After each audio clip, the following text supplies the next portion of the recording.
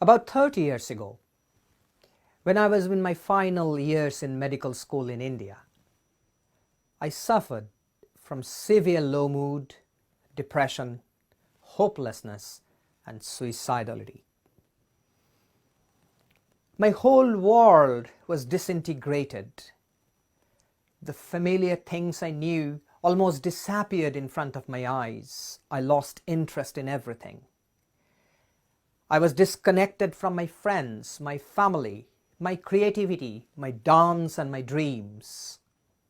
It was a dark night of the soul.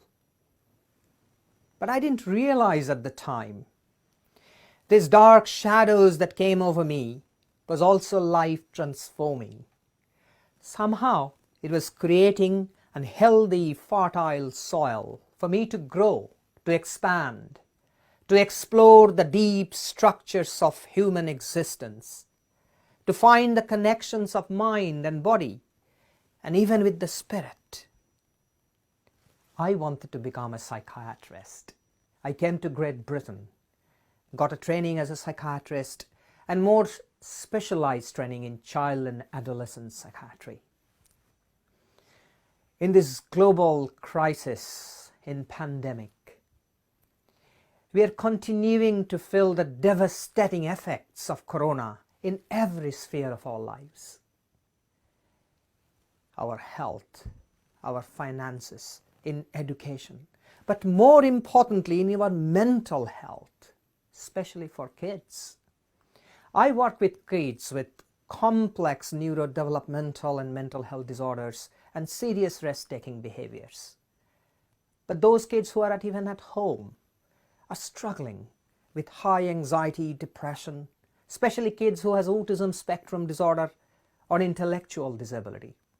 The whole world has got disconnected socially, systemically, and otherwise. As a psychiatrist, I learned in my long journey that medicine only is not the cure of mental illness. And even this virus cannot be cured by medicine alone. Recovery means a broader understanding of bringing physiological but psychological, educational, behavioral, social, and even spiritual dimensions of recovery and well-being. In this journey to become a healer from a doctor comprised of me asking questions. What heals? What is recovery? What is well-being? How can you find a greater meaning and purpose in our lives rather than just symptom reduction? How can we be more whole in our lives, more alive? When I first came to IIT KGP, I saw in your logo three Sanskrit words, Yoga Karmoshu Kaushalam. The way of action is yoga. For me, yoga is integration and union. It comes from the Sanskrit word yuj, means to become one, to create that right internal order, be in harmony with everything that there is, to ourselves, to our sacred nature, to each other. Yoga is not just a physical acrobatics, what it is understood in general. Yoga is not even breathing exercises. It's a systematic practices of bringing that integral wholeness within ourselves, to deeply and intimately participating with that given reality that arising within us and always there. That is our true nature of reality. And what is wholeness? Just look at a child play. A playing in joy, in radical aliveness. Perhaps positive psychologists would say it is flow. When they're so absorbed into doing something, time stops. They're alive. Everything gets fuzzy and we are completely in full attention and in joy, in contentment. It is about that mindfulness, bodyfulness, and spiritfulness we find our wholeness. In fact, the word spirituality, if you look into Hebrew or Latin or Greek words, the original words mean spiritus, the life breath. Breath makes us alive. What spirituality is about is that aliveness that we feel in life's flow. It is not about going somewhere and looking into something. It is about having one step in front of another, feeling that aliveness and joy and knowing we are already there. And when we feel that whole, that aliveness in ourselves, meaning flows in our lives. A greater sense of meaning and belonging comes to our lives. And that is joy and wholeness in integration, in harmony, in yoga. So, how come we are not feel that alive in these times of crisis, of global pandemic? The one word answer is fear. The fear that disintegrates us, grabs us, holds us, and creates disharmony, breaking our worldview of integral worldview of calm and stability. It threatens us. So how can we overcome this fear? We transform this fear by cultivating an inner attitude of stability, wholeness, aliveness, and integrating or reintegrating back into our lives. And this is my yogic approach, a three-step approach called SET: stillness, exploration, and trust. Stillness. In this scary and difficult world today, it is hard to find a place of stillness and calm. It's like water is muddy in all sides and we cannot see clearly. But if we try to find solutions in a frantic way, the water gets more muddy. What we need is to keep still, so the mud settles down and we can see more clearly, make wise choices. But this stillness comes with practice and it's not easy. We need to stop, give purposeful pauses, purposeful, mindful pauses in every step of our life. Stop means S-T-O-P. Stop.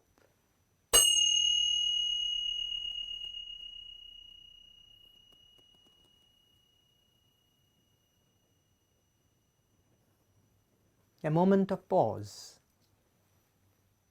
taking a breath, observe what's happening in the outside world and in our inner world, and proceed to our practices. When we are stopping and paying attention, we can hold our fears and anxieties and difficulties and disappointments with greater equanimity and peace. We can be more aware of our thoughts and emotions moment by moment without judgment. We can experience life more fully, not about good and joyous things, but understanding life, its entirety, that life is a mixture and a full spectrum of things from good and bad, evil and beautiful. But we can hold it with more kindness. And the attitude of stillness is more nurturing, approaching in friendly way to hold ourselves in kindfulness. Mindfulness joining with the nurturing kindfulness brings us a position of deeper sense of awareness. It comes gradually. Because we're trying to avoid these bad thoughts. We reject them. We put them under the carpet. We distract ourselves to other things. We're trying to become just positive. But we need to be still, not just positive.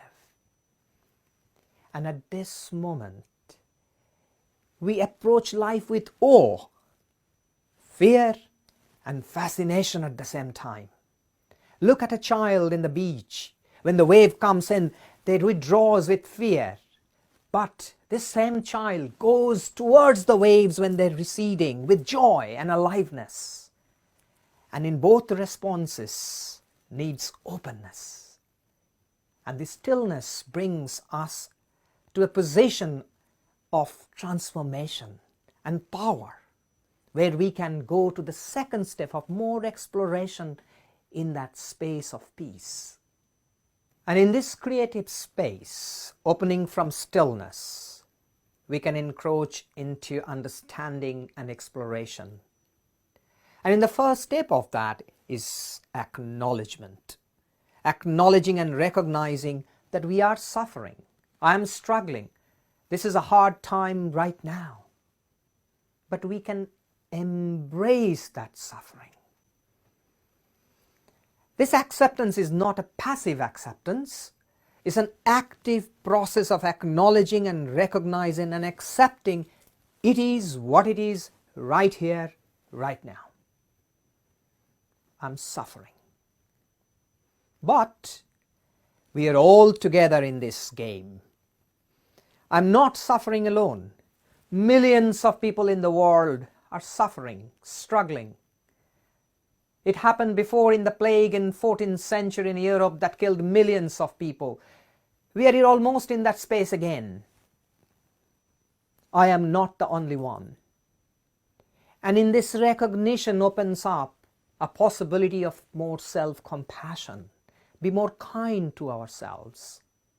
It opens up a space of understanding that our thoughts and emotions are separate from ourselves. We are not our thoughts and emotions. We are unlimited sky. And these thoughts and emotions are like clouds passing by. It's like a film screen that we are watching a movie, the pixel dancing on the screen, but we can caught up in the drama, but we have a choice not to and see the movie screen separate from ourselves. In that recognition, we can start altering the relationship with our thoughts and emotions and ourselves. We can use the understanding from Stoic philosophers like Marcus Aurelius or even Epictetus, who said, some things are up to us and other things are not. Things or events doesn't have a value in itself. How we respond or relate to them are important. Whatever is going in the world, in our lives, in our families, we can create a different relationship, but using philosophical understanding. Being in the zone 1, our attitudes and things, our beliefs towards things. Zone 2 is something that we cannot control. We try to control and become more anxious. The events that are happening is in zone 2, but we can relate to it differently. But this has to come from understanding, recognition, acceptance, and stillness. And it's a creative process. And in this process brings us to trust. Trust and openness is a yes to belonging, a hope. I even call it faith. Faith is not in a religious narrow sense or dogma.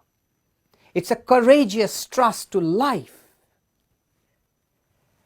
Courage comes from the Latin word cor, means heart. It is the full-hearted response to life and that aliveness that all it offers. It is the full-hearted, mindful approach towards life that we lean into our pain and embrace the whole world of suffering.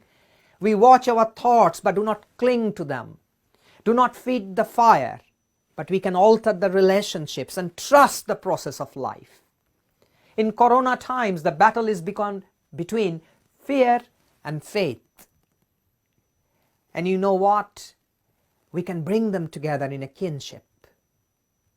We can be more kind to ourselves and each other. We can create a global kindness pandemic. In fact, kindness comes from the English old word sinde and Middle English word kinde, means family. Kindness is our religion. We are tied together. And in the right sense of the religion, again from Latin religio, tying the broken knots together. We can integrate ourselves in that whole. We can reconnect with nature, ourselves and each other in a different ways. And when we do that integration, again meaning starts in our lives. We belong. And in that greater sense of belonging, we become greater and larger than ourselves. And that is yoga. In summary, in these difficult times, our full-hearted response to aliveness or wholeness means to be mindful, to be fully present with our experiences, to be playful, to be open and creative and curious, to be prayerful, to connect, communicate in communion, and have trust, a sense of belonging. Yes. And last but not the least, be grateful. And bringing that radical attitude of gratitude in every sphere of our lives. To be grateful to be alive. To this day, to bring a gift to our life as that day brings to us.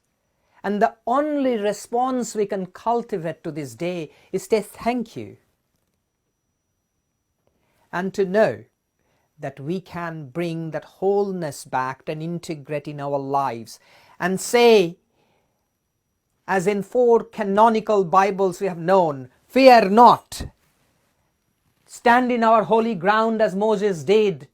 Take our shoes off of fear and say, Mabhoi in Sanskrit, fear not.